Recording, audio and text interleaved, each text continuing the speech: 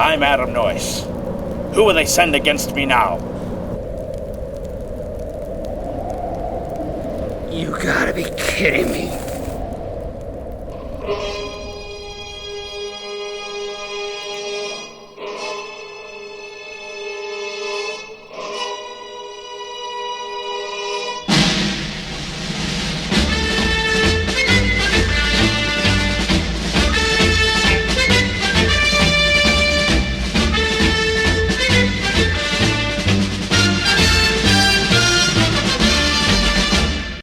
YouTube. This is Adam Noyce of AN Productions, and joining me once again for a very special review-analysis of a movie is Patrick Galvin, aka The Unknown 837. Say hi, Patrick. Hello, everyone. How's it going? Hopefully your guys are doing okay. The phrase will never change. Right. And neither will Adam's smartass comebacks. Oh boy, so in case you guys haven't realized by either the title, the thumbnail, and or that kick-ass opening, we are here to talk about the kind of controversial and kind of convoluted movie in terms of its history, Sam Peckinpah's claim to fame, Major Dundee, released in 1965. Now, may I ask you, Patrick, how you were introduced to this little gem here? Sure. Well, back when I was very, very young, my two favorite movie genres in the world were science fiction, namely dinosaurs, and westerns, believe it or not. Kind of an odd combination, but that's why I love Valley of Wanji so much, because it was the perfect blend. But I watched a lot of westerns growing up, and so I watched Encore Westerns, although back then it was called the Westerns Channel. And it was back in, I think it was about 2004, 2005-ish, when the extended version of Major Dundee was released to television. They started advertising it, and so that's actually how I became aware of it, because I saw the cast, Charlton Heston, Richard Harris, and so on and so forth, and I said, okay, well, I like these actors, so I probably should see this film. And so I saw the extended version first, and then a couple years later I saw the theatrical release. But yeah, let me just state this for the audience, in case you don't know this by how we've been talking or how Patrick has been talking. There are two cuts to the film. There is the original theatrical cut, which I think is just a little over 2 hours, and then there's a extended cut that has that they basically found a bunch of missing footage from the movie and inserted it back in. And that version runs 130 minutes, so it's about 14 minutes worth of footage added back into the film. Yep. Anyways, continue, Patrick. I'm sorry. No problem. So yeah, I saw the extended cut first, and then later saw the theatrical version. And I would say that over time, I've seen the extended version more often. And I think the extended version now is more mainstream than it is. It's kind of like Orson Welles' Touch of Evil. His the recently restored cut of the movie is now more famous than the original theatrical version of that film. It's kind of the same case here, I believe. Yeah, I think the original theatrical cut of Major Dundee wasn't released on DVD or Blu-ray until last year, I believe. Because I know the recently released Blu-ray has both versions on it, but I believe that's the only time it was ever made public in the digital format. There was probably a VHS release way back when, but all the mainstream DVD releases have always been the extended cut of the film. So that's the one most people are now familiar with. Yes, and I was introduced to this movie at a very young age. I mean, I think I was 10 years old. Because I remember it. I was in Maine over Thanksgiving. It was over a Thanksgiving break, and it was the day before we were heading home. We were going to see my great grandmother Eileen, and before that, a movie was on. It was AMC, and it was Major Dundee.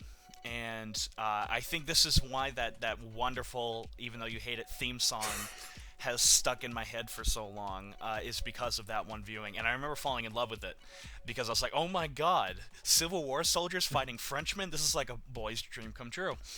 And I remember falling in love with the movie, but I hadn't seen it since then. However, the last time I watched Major Dundee, before of course, prepping for this, which, by the way, thank you for making me rewatch this. I sat back and was like, I'm really enjoying this movie. Yeah, because I was thinking about that film a while ago. Like, I wonder if Adam has seen this film, because if he hasn't, he probably really should, because he'd probably really like this one. Yeah, and I'll say, I was making Don't Tread on Me, which was that piece of shit 3.5 hour long war movie we made when we were like 12 and 13-year-olds. Completely improvised. And somewhere along the line, I watched a movie starring James Coburn, James Mason, and Maximilian Schell called Cross of Iron. And every time I watched it, a name kept popping up in the credits that said Sam Peckinpah, and I was like, who is this fucker? And so, like, Sam Peckinpah really influenced my style in a couple of ways. He influenced me in terms of how to shoot gore effects, how to shoot violence, and above all, even in the Zeke trilogy, I never really got to utilize it, but especially if you watch Don't Tread on Me, I really used the deaths in slow motion. Yeah. Which, if you watch, that's probably his most famous trademark, other than the violence itself, is that he shoots deaths in slow motion. And Sam Peckinpah. After that, of course, I was introduced to the Wild Bunch, and then I found out he watched Major Dundee. And on TCM, they were premiering, I believe, for the first time on TCM, the extended version to the movie. And so I sat down and watched it. And that was the last time I saw it until you brought it up, Patrick. And I enjoyed it back then, and I enjoyed it again when I watched it here. I guess there's a couple of things you should expect when you're getting into a Peckinpah movie, I've discovered. Yeah, that's very true. He isn't an easy director to get into. In fact, some of his movies, like Pat Garrett and Billy the Kid, are unbelievably hard to watch. Yes. He has a very strange editing style where he uses, like, throw the 180-degree rule out the fucking window with Sam Peckinpah. Yep. He never uses it. His cuts are always very quick. His style of shooting things, too, is very much shoot it from a distance, not so much focus on how the shot looks, but make it look improvised, which apparently, because of his usage of alcohol and other drugs, apparently actually happened, and including on this film. And he is just a very fucking hard director to really get into. You have to almost sit down and say, I'm about to watch a Peckinpah movie. Yeah. I'm about to watch a Peckinpah movie in order to even remotely appreciate his stuff. He is a very strange director in that case. Like for example, here he was apparently Charlton Heston apparently threatened Sam Peckinpah with his actual sharpened saber from the movie because he was being such a dick on set. Yeah. Because he would arrive on set, and this isn't just this movie. I mean, it was all of his movies. He'd arrive on set completely shit-faced. Or high off of his mind. And in fact, that's actually why he died at the age of 45, I think. Mm-hmm. Which, if you look at the pictures, he looked like he was in his 50s, 60s, but no, he was like 45 when he died. He died of a heart attack, and it's because of the fucking drugs and alcohol that he fucking... Yeah. He was a major alcoholic. And a part of that thinks that's why his movies are very pessimistic and very very violent, to say the least. Because basically, if we didn't have Sam Peckinpah here, we wouldn't... This movie, Major Dundee, his other movie, The Wild Bunch, which is probably his most famous movie, and the movie Bonnie and Clyde, really just pushed on-screen violence to new highs. Absolutely, yeah. And this movie, again, is absolutely no exception, because this is a pretty violent movie. It is. It's not as gruesome as, like, say, Alfredo Garcia or The Wild Bunch, but it's pretty violent for its time, yeah. Yeah. Okay, so... Oh, God. So what were your overall impressions? Well, which one do you want to talk about first, actually, Pat? Do you want to talk about the theatrical cut? Because you've seen the theatrical cut more than I did. I've only seen it when I was 10. Or do you want to watch the extended cut? Or do you want to talk about the extended cut first? Oh, I'll watch it, but let's talk about it first. Actually, I think maybe for the chronological sense, we should probably talk about the theatrical cut, maybe briefly. Because just to give people some context as well, The theatrical cut came out in 1965, of course, but it was not the film that Peckinpah wanted to release. It was not the version of the film that he wanted to release. He had constant studio interference throughout the entire making of the movie. So there were scenes being dropped left and right. There were scenes not even being filmed. There were scenes being thrown in the can as soon as they were shot. He wasn't happy with the musical score that was actually originally written and released with the film. And the theatrical cut was a big critical flop. Everybody just tore it to pieces because of plot holes and weak character development and things that didn't make sense and so on and so forth. As I mentioned before, the theatrical cut is a little more obscure now. I think predominantly the best way to see it is to catch it, if you're lucky enough, on television. Occasionally, Encore Westerns will show the theatrical version, but they don't really label it as the theatrical version. You just gotta get lucky enough to catch it. Well, it is interesting to note that this movie apparently was originally supposed to be a John Ford movie. Yeah. John Ford had originally written the screenplay, but of course Sam Peckinpah came in and said, "Fuck that shit." Yeah. And did what Sam Peckinpah did. And yeah. I have to admit, I can't say that this was like a studio coming in and being like, "This is terrible, you need to fix this," even though it's not. This isn't like an Orson Welles film, which Orson Welles had a lot of art. The studio just didn't get his way of thinking. No, this really, I hate to say it, was Peckinpah's fault. Because he, in terms of production, would just walk on set completely shit-faced, just abuse the actors. I mean, fucking abuse them. There were several cases of him actually punching a couple of the actors to get them to obey him, just because he was so fucking drunk.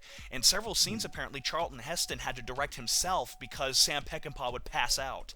Yeah, it's sometimes believed that, just to give people some historical context, is that Peckinpah got thrown into the big studio picture-making business way too soon, because before he made Major Dundee, because this was his first big-budget studio film. Yes, this was his claim to fame, basically. Yeah, before that, he did television. He directed several episodes of Gunsmoke, the popular TV series with James Arness, and he quickly rose to the top of that profession.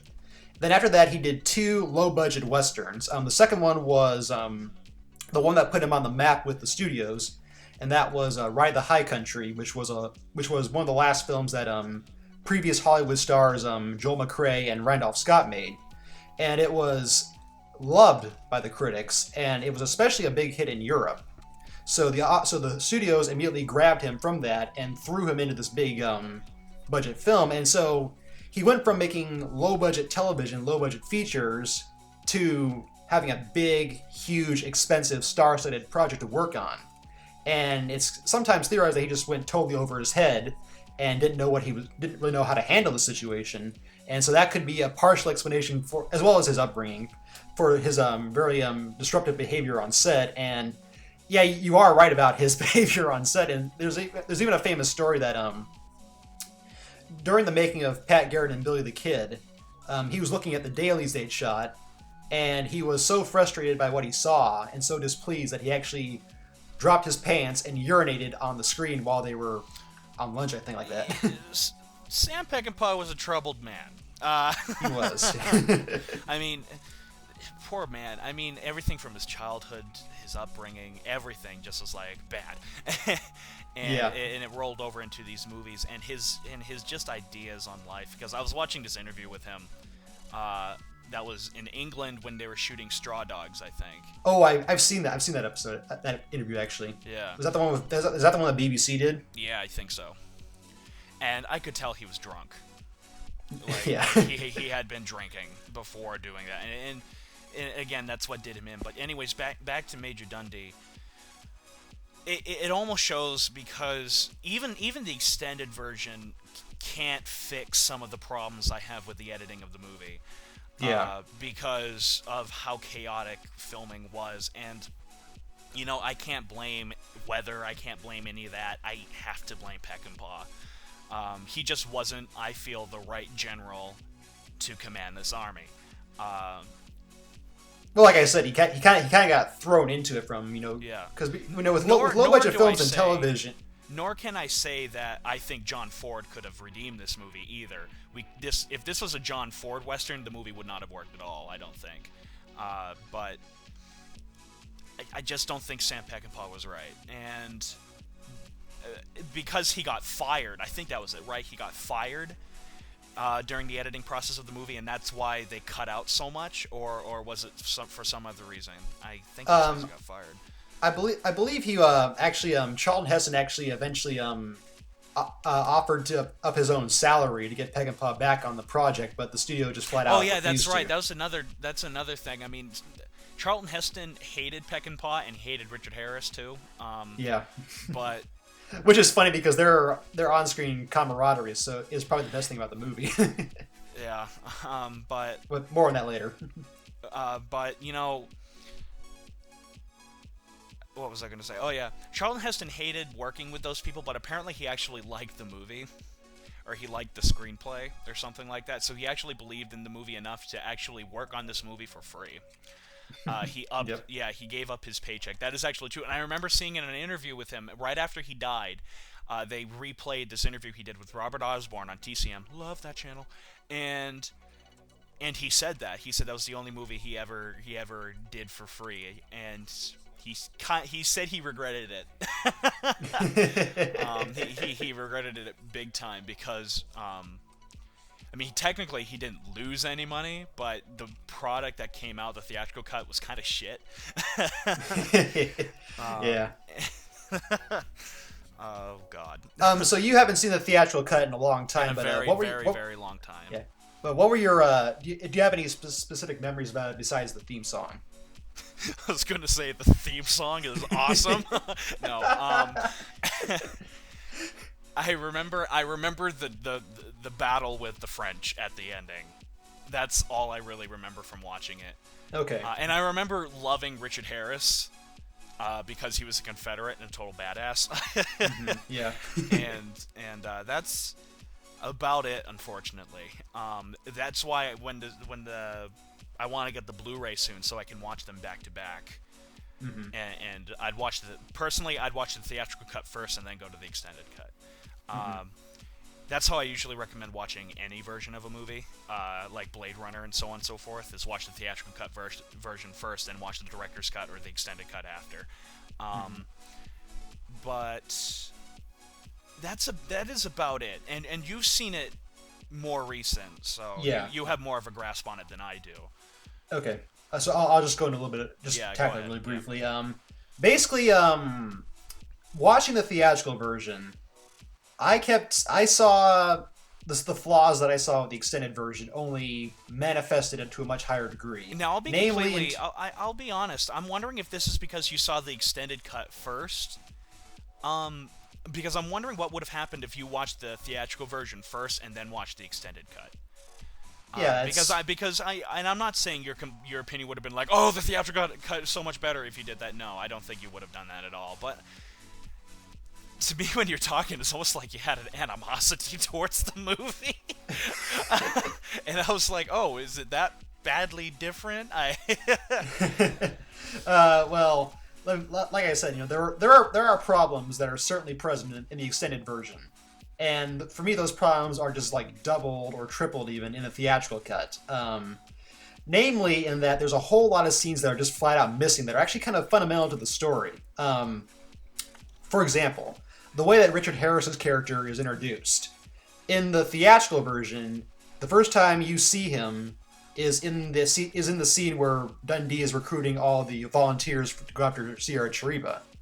That's the first time you see him. And so you have no beforehand context of his escape attempt, or why he's about to be hanged, or his relationship with Dundee at all. So as a result, this whole scene that introduces him as a major character, it feels really, really, really cut short. I mean, of course, because I'd seen the extended version beforehand, I was able to fill in the blanks for myself. But watching it, I was still like, okay, whose idea was it to remove that key scene beforehand, which established, first of all, their dynamic together, as well as, the beforehand setup for what's going to eventually play out for the first third of the movie, because the first third of it is Dundee contemplating going along with Richard Harris's terms or just hanging him and getting rid of him.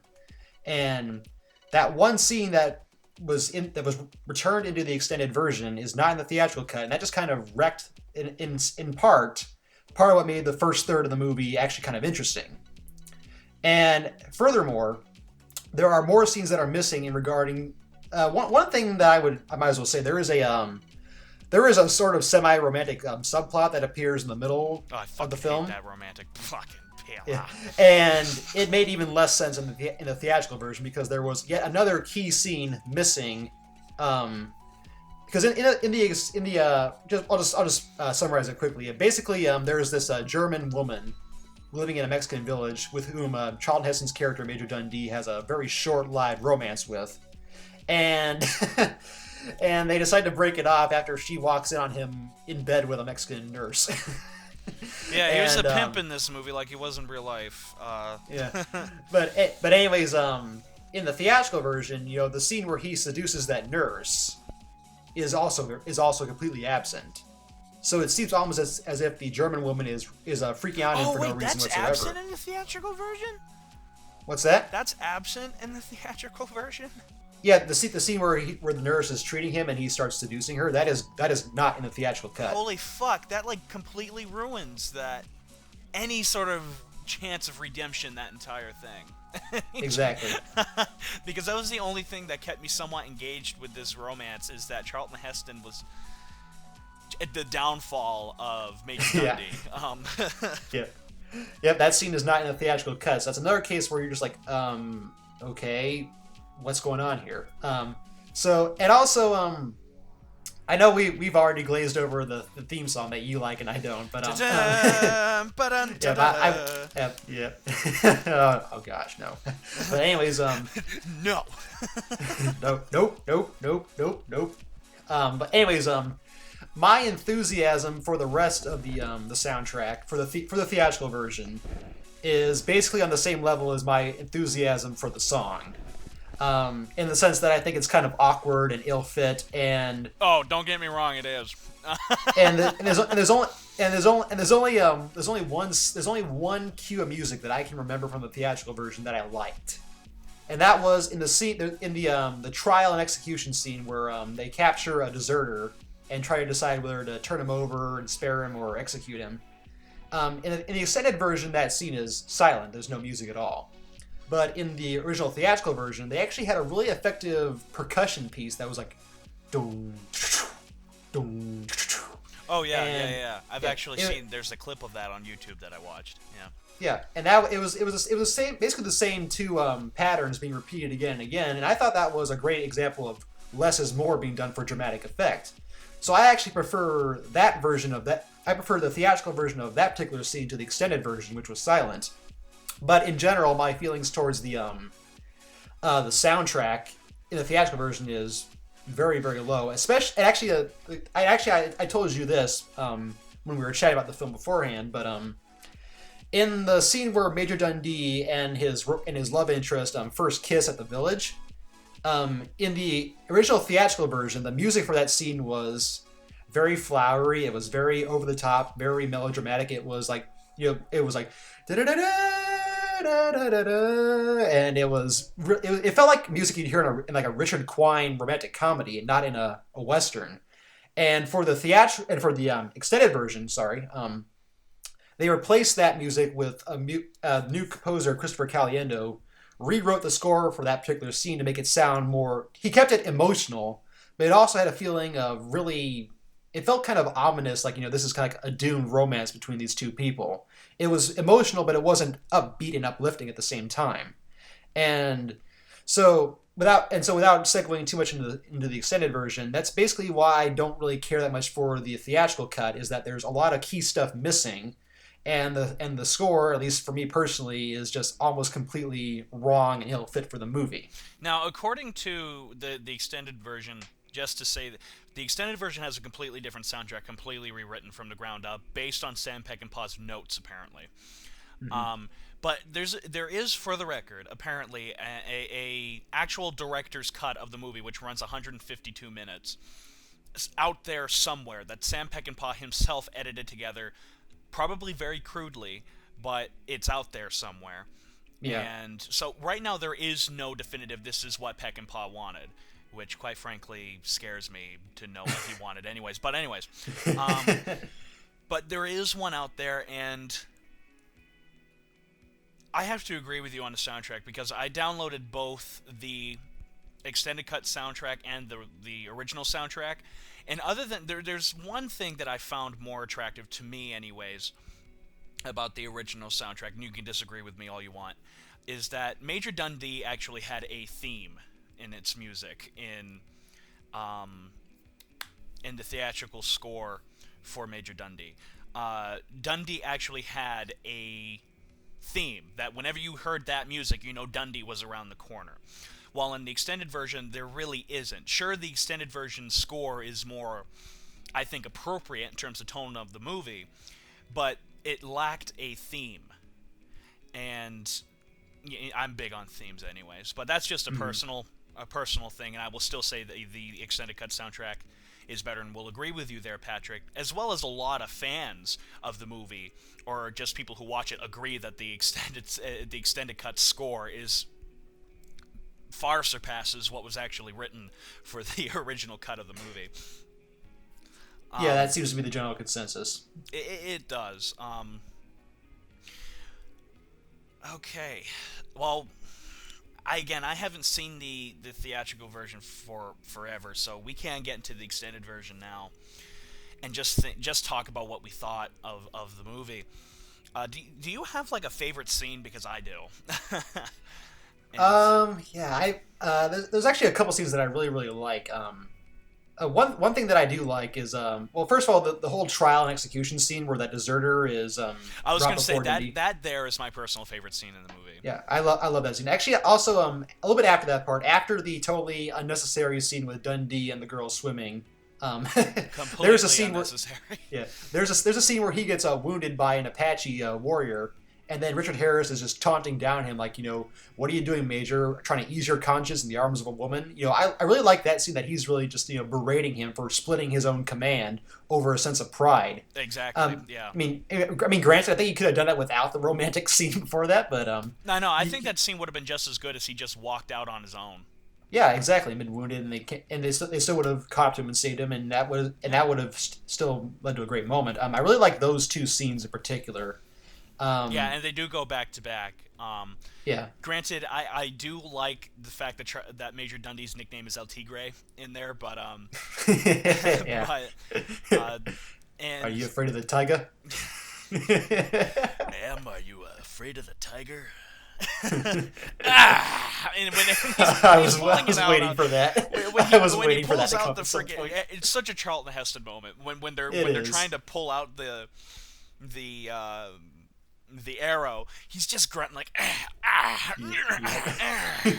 and he's like, and he's got like his lips pulled back and everything. I'm like, there can't be a Charlton Heston movie without him grunting at someone. And yeah, I have to agree. Those were the two scenes that just really fucking stick out with me as well. But I also loved the scene where they arrive in that town. Yeah. And they just put the cannon towards the French kind of barricade there, and say, you got 10 seconds or whatever to decide. You got like 10 minutes to decide. Yeah, and then he's talking with some of the villagers, and then all of a sudden he just casually looks over his shoulder and says, "Lieutenant, fire!" Yeah. And he fires the cannon. I couldn't help but laugh. I also like Richard Harris's sacrifice at the end of the movie. I think that was I think that was a good moment. I'll be honest. I thought that was unnecessary. I really did. I thought it was kind of interesting. Also, in watching Major Dundee, there's this key shot towards the end of the movie. It's actually the second to last shot in the film, where it's one of those scenes where it honestly makes me think to myself, okay, is this clever like foreshadow to something that happens after the story, or is this just me reading too deep into it? As they are, because earlier in the film, Richard Harris's character makes a pledge to kill Dundee after they catch the Apache, and of course until captured or destroyed. Taken or destroyed. Taken or destroyed. That's the quote. There we go. Yep. But of course he doesn't fulfill that pledge. But anyways, after that scene when they're riding off, I see there's a brief shot where you see Ben Johnson's character staring straight ahead from under his brow, like he's glaring, and he's reloading his pistol. And I almost, and maybe it could just be a happy coincidence or me reading too deep into it. Who knows? But It's Peckinpah. Nobody knows. yeah, but I almost thought to myself, oh, maybe that's foreshadowing that he's going to carry out his dead lieutenant's pledge. Again, I have no way of proving that other than just my hunch and the fact that I love to read deep into films from what I see. Yeah, but, we all tend to have this major fascination or tendency. I call it fascination because it's sometimes funny, but we do have a major tendency of reading way too much into shit. But I felt that his sacrifice at the ending, Richard Harris's Major Tyrene's sacrifice at the ending, was just not necessarily necessary. And like when he yells Dundee at the ending before charging the French, I'm like, the French. I just felt like it was not necessary. Like I felt disconnected, me personally, and I felt like that was a major flaw. how would you have resolved if you were to rewrite the story? How would you have resolved the ending of the film, particularly with their dynamic? I would have had him live. I haven't really thought about it. If I was to keep it the same, I would have shot it differently. Just have him die in battle. Yeah, by I accident. would have had him die in battle, like get shot, and he like falls in a river or something, and have Dundee see it. I thought that would have fit better or something because a lot of the other main characters in it or the side characters die like that. And for the record, I forgot that Slim Pickens was in this movie, and so when I heard him talking, I was like, "Holy fuck, I love you, Slim Pickens." It's Major Kong.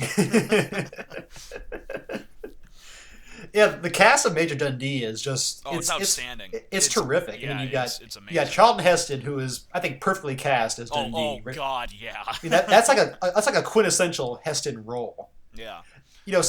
I was looking on online, and there was a little bit of a topic brought up. If you were to remake Major Dundee, who would you cast as Dundee? And Jeff Bridges. I don't have it. No.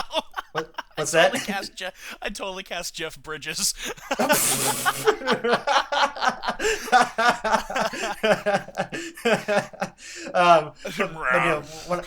I catch the Apache. yeah, because his True Grit performance was amazing. But I honestly don't have an answer because I see Charlton Heston in that role. Yeah, like to me, I'm like, this was written for Charlton Heston. Yeah, just like Norman Bates was written basically for Anthony Perkins. It just fits. But Heston, I think, is terrific, and Richard Harris is really good as well. You've got Richard Harris. You don't like him? There's a couple of scenes where I'm like, oh man, I would have done another take on that. Like to me, it mainly was in the beginning, because he did this little whisper thingy, and he talked really quickly like this, and he'd speak in an extremely low tone of voice, and with of course that slightly Irish - Southern accent. I don't know what the fuck he was going for, and I'm like, I would have done that differently, and I would have presented that differently. But at the same time, I do like how different they are, because Major Tyrene is very quiet, while Charlton Heston is very in your face about everything. And I'm not saying, oh, I fucking hate Richard Harris's performance. God no, he does give a genuinely great performance in this. Especially during the scenes where his morals are being tried, because he clearly wants to run away, but he has that code that always keeps him from doing something stupid. Yeah. Like the trial scene, his performance in the trial scene is fantastic. Yeah, it is. Especially when he shoots the guy who ran away. Yeah, I like the scene before that where the kid's like, are you gonna let them shoot me, Captain? And he says, I'm obliged to, son. He's yelling at him. Then he just lowers his head and says, I'm sorry. He just whispers it very quietly. I think that's just wonderful the way he handled that scene right there. And I also like the follow-up scene that I mentioned where he's berating Dundee after he's been wounded. Oh yeah, and any scene with him chewing out Major Dundee is fantastic. Which I have to say, we can actually kind of talk about this right now. Oh, before I forget, apparently in Peckinpah's cut of the film, there was no narrator. There wasn't that journal. Yeah, I can see that. And a part of me, apparently that was added in because test audiences didn't understand what the fuck was going on. A part of me wants to know what this movie would be like without that kid narrating the entire movie. Mm-hmm. A part of me is curious. But anyways, back on topic. Major Dundee's character is absolutely wonderful in this film. Yes. He is genuinely a fantastic, phenomenal character. He's clearly a rough and gruff guy who's been through hell and back. And he's obsessed with proving himself. Is basically his whole characterization is that he's more concerned about proving himself as an officer as opposed to anything else. Right. Like when they find the kids, when that old man brings back the kids that they've been looking for, he could have easily turned around. But he doesn't. He's so obsessed with getting that, what's his name? Sierra Chariba. What's the name of the Apache that they're after? I can't remember. Sierra Chariba. Sierra Chariba. Okay. Sierra Chariba, he was so obsessed with getting them that he keeps going. He keeps pushing forward to the detriment of his crew. Or the soldiers that are with him. It's like Moby Dick, essentially. Yes, I was actually going to say that. This is very much a Captain Ahab kind of story. However, that goes into another complaint I have with the movie. The scene where they finally trick Sierra Chariba and kill him is very anticlimactic. It is, yes. Very, very, very, very anticlimactic. In fact, that would be the number one thing I would have changed about this film, is that instead of having the attack with the French, as awesome as that is, I would have had it ended with Sierra Chariba. Because it was building up. It was building up greatly. It had this fantastic build-up. I thought the build-up to them getting Sierra Chariba was absolutely beautifully done. But then all of a sudden, when it happens, it's over in like 2 minutes. Yeah, and the least interesting character in the group is the one who actually takes the final shot. Takes the final shot. Well, I thought it was fitting that he did it. However, I wanted a Star Trek-esque final battle between Heston and Sierra Chariba, just because that would have been awesome. Let me put it like this. Thematically, it's good that the surviving trooper is the one who basically avenges his dead superiors and comrades. But in terms of the way that it is written and developed throughout the story, in terms of the way that character, Trooper Ryan, is developed throughout the story. Yeah. It feels anticlimactic in that sense as well. Yes, it does. And even how it's shot is very anticlimactic as well. Yeah. Like, there's nothing significant about that battle, really at all. There is no real sense of loss in that battle. And that's what the entire film was building up to. And that's a problem for me. That's a big problem. I mean, as awesome as that final battle with the French was, and I have to say that battle was awesome. I thought it was well shot for the most part. It is. I thought it was very fast-paced, and it felt very energetic, which is important. I love how every time somebody gets knocked off their horse, you just see blood just like flood into the water around them. Yeah. They just touch the water, and everything around them turns dark red. Which was something actually kind of new with movies at the time. So, which is one of the reasons why this movie was actually panned at the time, was because they thought it was too violent. Which, of course, now when we watch it, it's very... I mean, it has violent moments in it, but it's very much so like, oh yeah, well, this is nothing compared to what they see today. I mean, just watch even some of Peckinpah's later films, like Wild Bunch, aren't particularly fucking Wild disturbing. Bunch both begins and ends with a giant massacre. So, but yeah, that was something else that I noticed about this. This is definitely Peckinpah starting his violent binge, because all of his movies that he's made were violent. And what was I going to say? Oh yeah, but the battle with the French was very entertaining. I just wish that I almost wish that happened beforehand, before the final battle, and like I would have had Major Captain Tyreen die with Sierra Chariba. You know, I just thought thematically it would have fit better, because again, it was a wonderful build-up, just kind of lackluster. It wasn't terrible, but lackluster execution. And a part of me is also like, is this really because we don't have some of the footage that's in it?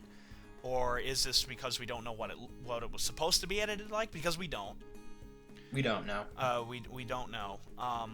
Or is this just because it was lacklusterly made? Which a part of me kind of leans towards that because of Peckinpah's history with this movie. Yeah. Which is very unfortunate. But again, back to Major Dundee. He is a genuinely great character, and what I like about him is that the entire movie, especially the extended cut, foreshadows hugely his downfall. Because throughout the entire thing, you see him drinking more and more and more as the movie progresses, and by the time when he gets the, yes, insert joke here, when he takes the arrow to the knee, he's drunk the entire time. Even when Captain Tyreen finds him in the, which I have to say that scene was hilarious.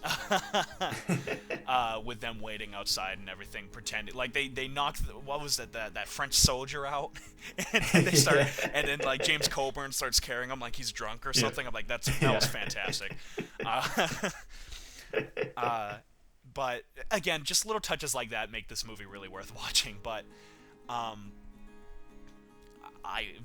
Major Dundee was drunk there, and he very much acted after that scene like a recovering alcoholic, because he never returned to that former self, that self that he was like, yes, I'm in command. He says he has three commands or whatever. If I say you come, you come. If I say you charge, you charge. And if I say run like hell, you follow me and run like hell. Yep. I think that statement there, those three commands alone, is Major Dundee's character in a nutshell. Yep. and go back to your point of him being like a recovering alcoholic. There is that great moment after they get him out of there, where once again Tyreen is berating him, and he says, "Just leave me alone." And then he just says, "Why not, Amos? You're not worth killing anyway." You know, it's. I think that's another what should I say? A point connecting to what you said earlier about him being just degrading as a character as the story progresses. Right, and that's another great moment as well. Is I love how it is their antagonistic relationship that gets Major Dundee back on his feet. Yep. And do you think Captain Tyreen knew that, and that's why he said it, or do you think he was legitimately pissed off and was just like, yeah, fuck this guy? I think he was just legitimately angry. Okay. Because I was going to say, those two don't like each other at all. No. Especially not at that point. Yeah, not at that point, definitely. They're like trying to mix fire and water. Those two just do not mix. And it is kind of that kind of relationship that makes their characters both very interesting. And I have to say, as much as I would love to be able to be like, Richard Harris's character, Captain Tyreen, is my favorite. It's not. It really is Charlton Heston. I believe Charlton Heston really sells this movie. I think he is the reason why people should go back and watch it over and over and over again. And I genuinely believe that Charlton Heston gives, in my opinion, one of the greatest performances he ever gives, period. Oh, I agree. In this film. I remembered liking his character before when I watched it back in 8th grade, which was the last time I watched it before this new viewing, but I fell in love with him here. And yeah. Yeah, that is the one thing that the film, you can say whatever you want about some of its other problems. One thing they actually get dead right is the protagonist. I mean, yes, big time. That is a great character. And like we said, perfectly cast with Heston in the role. I mean, he plays it as good as you could actually expect anybody to do it. Right, and I know we've just kind of driven this point into the ground, but I literally could not picture anybody else playing Major Dundee. Me either. I can't think of anybody else who would even do it. No, I can't even think anybody remotely. The only other person that comes to my mind because he grunts a lot is John Wayne, but John Wayne would never do this. Yeah, I think he would have done the emotional stuff in the that Dundee goes through in the middle. Yeah, but even him, I'm like, no, no, it just wouldn't have worked. And I think John Wayne would have preferred a more heroic figure as opposed to a more of a, because Dundee, he's an awesome character, but Dundee is not a hero. You're right. He's not a hero. He's more of an anti-heroish. I wouldn't even call him that. Like he's got his morals messed up. I will say that. Well, he's a great character. Okay. Just because I've been watching Breaking Bad, he's like Walter White. Walter White is an absolutely terrible person, but you like him because of how well written he is. Charlton Heston is the same way. Charlton Heston is a terrible human being in this film.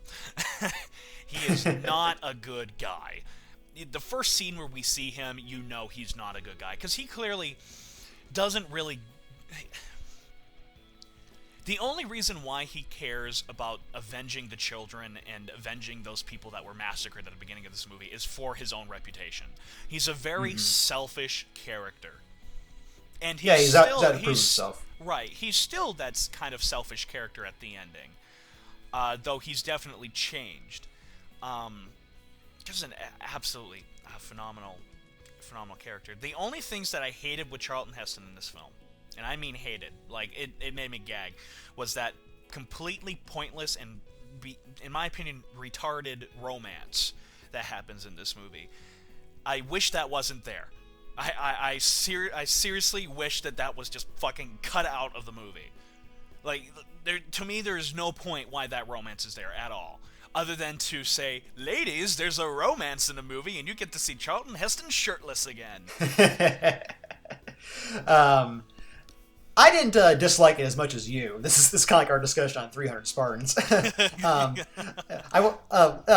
Just like in the two lovebirds in that movie, I wasn't wishing death on them or on the girl in this case. I think actually it could have, with some better writing, I think it could have actually been a good point to lead into emphasizing Dundee's degradation as a character. Personally, I think it would have been better if they showed when Heston got shot in the knee. I think it would have been better. It wasn't the knee, sorry, it was the upper leg. But when Charlton Heston gets shot, I think it would have been better if they showed him like he was sleeping around, like he was needing women to cope for something. And I think that would have fit his character better than him kind of falling for that German lady. Just because I could picture Dundee doing that more than actually kind of falling for that German bitch. But and that bugs me too, is she does not progress the plot, like, at all. Other than she finds the deserter. Yeah, and she is there kind of so like a sort of a semi-rift between Dundee and Tyrene while they're in that Mexican village. They're kind of both pining for her, but she doesn't really. Actually, in the supposedly in the theatrical cut, after she walks in on him with the Mexican nurse, and she says the war will always go on for you, Major, which I think is actually a really good line. Me too. I actually agree that is a great. The war will never end. Supposedly Dundee actually tried to chase after her in the original cut, and the nurse tried to follow her, and that led to the nurse being captured by the French soldiers and taken away. So he was essentially sacrificing both of them. And I think I think that might have actually been a good scene to actually keep in the movie, to emphasize that Dundee is continuing to divide and sacrifice people all around him for really pointless reasons. Right. I would have liked to have seen that scene kept back in. As in regards that doesn't justify what came before it, but I'm saying I think that the romance, or the semi-romance, if you want to call it that, because I'm not really 100% convinced that he actually loves her. I think it could have been dealt better if they expanded upon it, or maybe even a little bit more ambiguous. But overall, I do see why you don't care for it. I don't just not care for it. I really hate the entire romance subplot of this film. Now, it's sounding like, because our last review together, I hated the romance in that as well. It sounds like I hate romances in movies. I don't. I just like it when they have a purpose. One romance that I absolutely love in an epic is the one in Fall of the Roman Empire. That is one of the greatest romance to ever be put to film, in my opinion, because they work off of each other. It's actually there for a reason. Here, I can't help but think that 20th Century Fox, It was United Artists that released this, wasn't it, or was it 20th Century? I'm not sure. I am looking at it right now.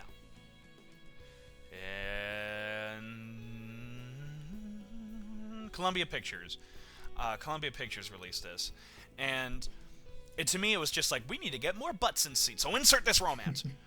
And I think it was also a method to maybe pine for foreign markets, because you cast Sanna Berger, who is a German actress and who works primarily in Germany.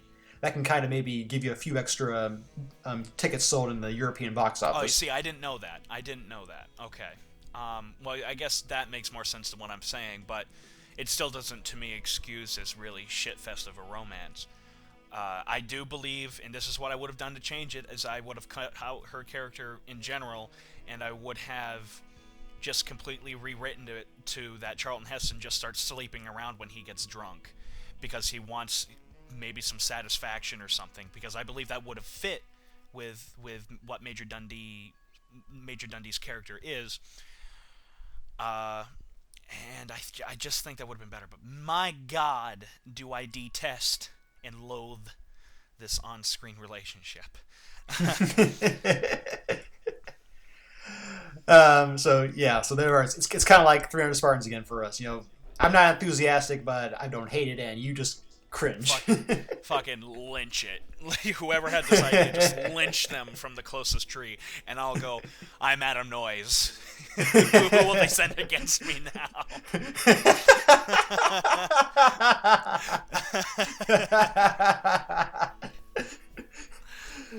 Oh shit. So there we are. Well, now that that's out of the way, yeah. So I gotta ask, just what are your overall thoughts of the movie? I'm sorry, I'm still going on that. Jose Garcia. Not Jose Garcia. I don't care. Somebody on Toho Nation, draw that up now. Me lynching this guy up in a tree, saying that. Andrew Blaze, or one of you, somebody. Somebody out there. That is great. Include a racist German joke for your hanging the German girl too. Why don't we just make me wearing a white robe while we're at it, just for the hell of it too? Supposedly during the making of Major Dundee, Sanna Berger actually got berated by somebody who's a crew member who had lost a family member in World War II to the Germans. So we can. Poor girl. Okay. So all right. What was your question again? I was just gonna ask, like, what are your overall thoughts of this interesting movie? Okay. All right. Calm down, Patrick. All right. Major Dundee in total. In the case of the extended version, I think it's got a lot of imperfections. I think there's even with some of the scenes put back into the movie, it still feels like there's still some development missing. Maybe not key stuff, but just stuff to further develop the characters and their scenarios. It feels like there's a little bit more of that still missing from the film, and based on the fact that there was a long, that Peckinpah's original cut was much longer, would probably back that up as well. But overall, I think what's good about this film leaves a much bigger impression than what's insufficient about the film.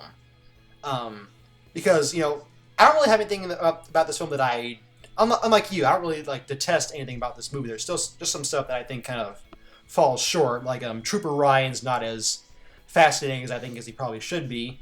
And I think they could have done even more with the character of the Indian scout Riago, who they believe is a traitor and actually ends up sacrificing himself. That I believe they could have expanded on quite well. Yeah, and he was very interesting. Yeah. And by the way, in the scene where they find him crucified to the tree was not in the theatrical cut. The character just mysteriously vanished between scenes. Oh. But anyways. It happens, sure. Yeah. But overall, like I said, I think what's good about Major Dundee is really good and leaves a much bigger impression than the stuff that falls short.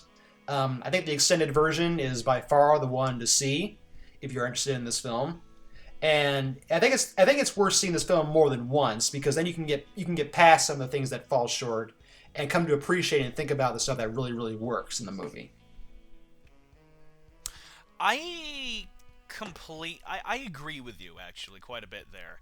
I believe that what is good in this movie is done really well. I believe what is bad in this movie, or what isn't too good, it's okay. You can get past it if you sit through it again, like I did. But this is kind of, I would call it a flawed masterpiece.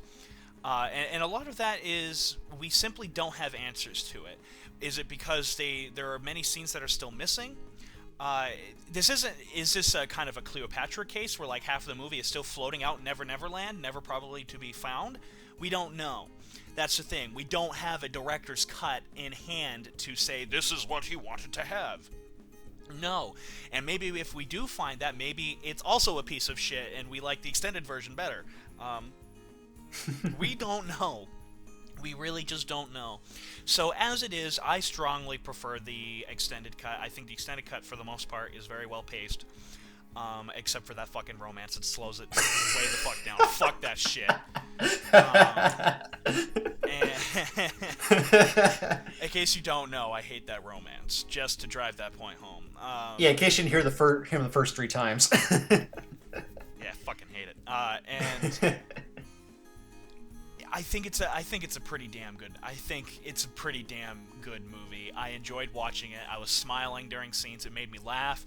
It made me interested in what was going on. It had pretty decent characters. Like a lot of the side characters maybe not have sort of this 3-dimensional arc, but their personalities are so memorable you can't help but like them. Yeah, their star presence definitely helps out. Yeah, Doug Taylor, Swim Pickens, R.G. Armstrong. These are all memorable Western character faces. Right, and right. Their personalities and their just where they look kind of defines who they are.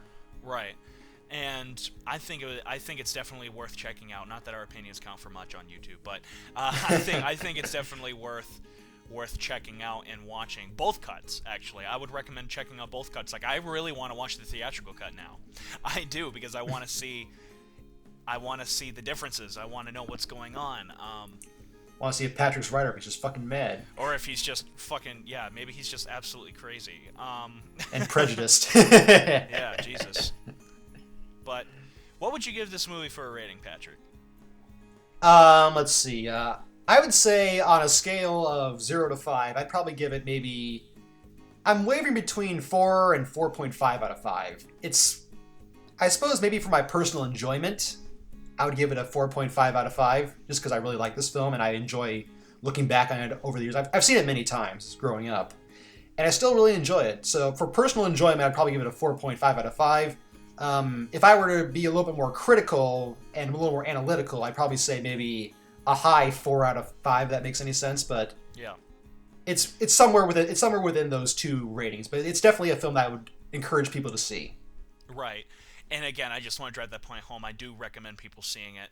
Just skip over the romance scenes. And I give this movie a very strong and nothing to be ashamed of 3 out of 4. I really do highly. Again, I rate out of 4. I think there's nothing. Just fucking watch it. You will at least have fun watching it. It's Sam Peckinpah, so there you go. Yeah, this is very true.